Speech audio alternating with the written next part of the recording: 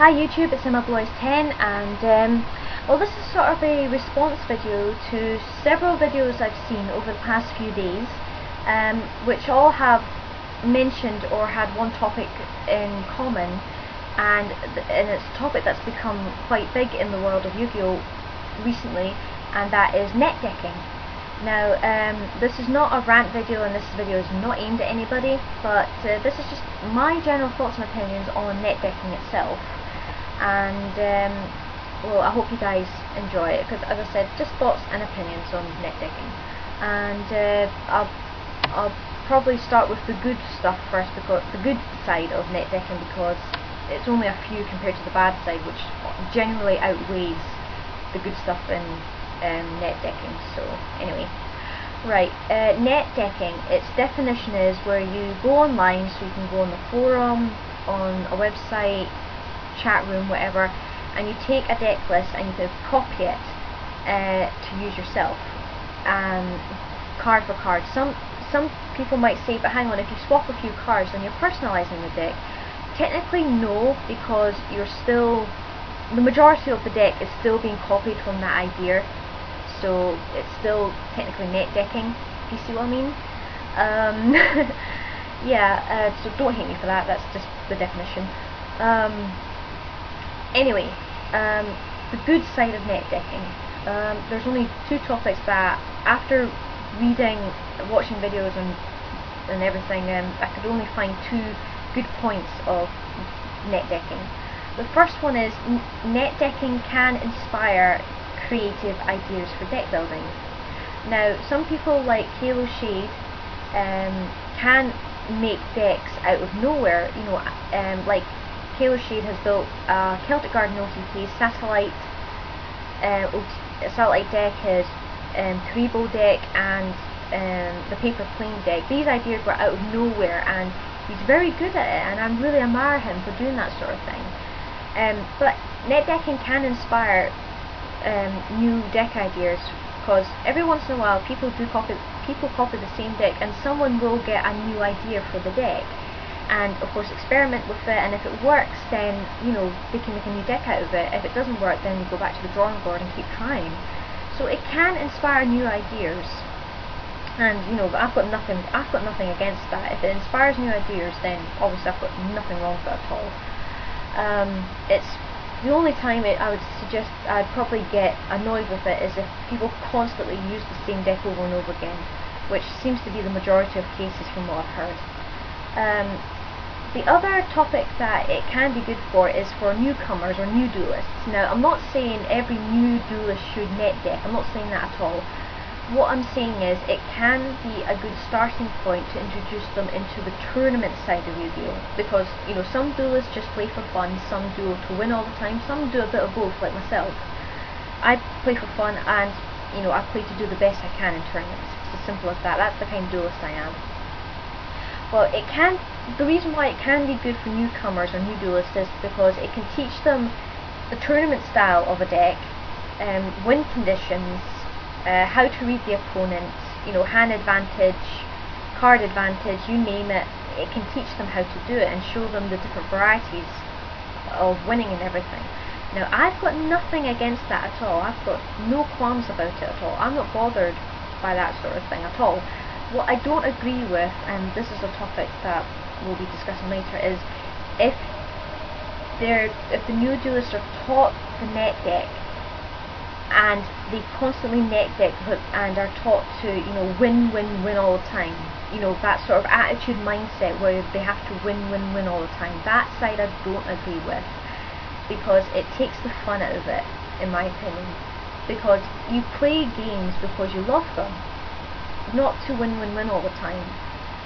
So yes, so that's all I can say about the good side of NetDecking. I can say it can inspire creative ideas, and it can be good for newcomers if you want to teach them how to get into the tournament side of Yu-Gi-Oh! But obviously there is a drawback to that, in that it can give them the wrong mindset or wrong attitude, in my opinion. But as I said, that's the good stuff, and as I said, two topics. That was all I can come up with, unfortunately, from after reading and watching videos and that. The bad stuff, well, I've got three main topics that I feel keep cropping up quite a bit, and I'll discuss them.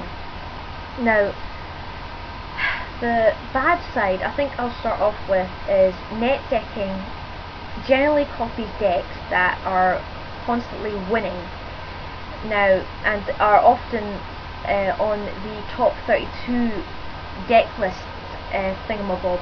I can't remember what it's called. Now, when a deck does very well, people want to do as well, and they can, and naturally they want to copy the same deck and all that, but it's the wrong sort of attitude if you copy a deck just to win all the time. I mean, you're not proving anything really by winning, you're just showing that your deck is really good and that you are a good duelist. However, if there are a few net deckers who just copy so they can win all the time and get the prizes and that, and not care about who they hurt or upset along the way, which is kind of sad, really. But the win attitude, Kazuki Takahashi never intended for the game to be a constant win situation. He designed it with the idea of fun in mind, because he's a gamer himself. He loves playing games, and I think it probably saddened him to see that his card game that he loves so much has gone the opposite way of what he originally intended for. But the other bad thing I've heard about NetDeckers is that when NetDeckers copy a deck, and then that deck starts to lose its winning streak and it gets beaten a lot, obviously the NetDecker will take it out on somebody besides themselves, because that's just human nature, and unfortunately it spoils it for everybody else if they do that.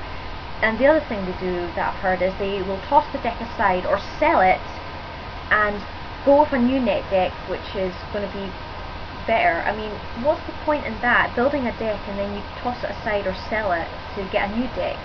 I mean, the idea of deck building is to build a deck and then to improve it and make it do better. I mean, I've had my Blue Eyes White Dragon deck for nearly 10 years now, and it started off as a Dark Magician deck, then it went to Dark Magician Blue Eyes, and then it's finally become the Blue Eyes White Dragon deck that I used to be.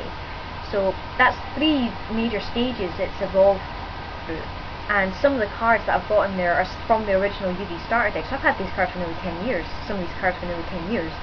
So, I mean, I keep a whole, as I've showed you before, I keep a side tin of cards which I think can be useful for the deck. Doesn't matter what rarity they are. If they're useful, then I'll use them for the deck. If they're not, I'll keep them aside in case a situation arises where I can use them. But that's what makes it so sad about NetDecking is that they take a deck idea, they copy it, and then once it starts to lose its winning streak, they toss it aside and go for a new idea. That's the wrong sort of attitude to have. And of course, if they don't toss it aside, then they sell it on so they can make money from it for their own personal gain or to buy new cards for the new deck, which in turn leads me on to the second topic, which is the money issue of NetDecking.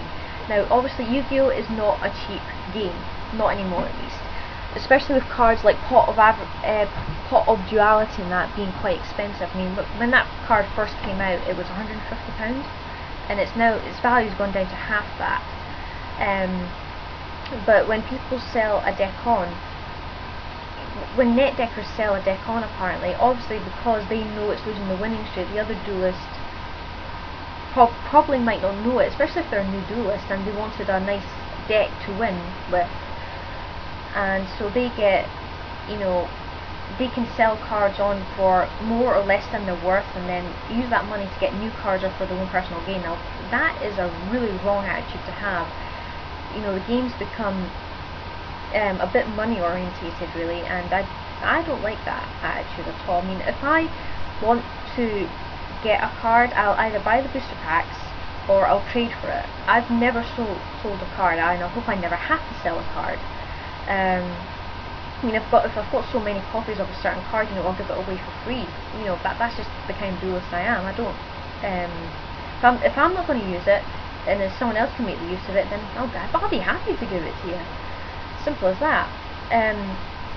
But when money becomes involved, it just makes it horrible, really, because obviously unless you are a well-known, unless you know your Yu-Gi-Oh well, you can predict what cards can be what price and everything, and you can get cheated and everything. It's just horrible. And just selling decks on just to get money to buy another deck, which is probably going to eventually lose its winning streak, until it's a constant loop and it's repetitive, and it can get annoying after a while, especially if you know people who do it. Thankfully I've never experienced anything like that, so I can't say much about it, but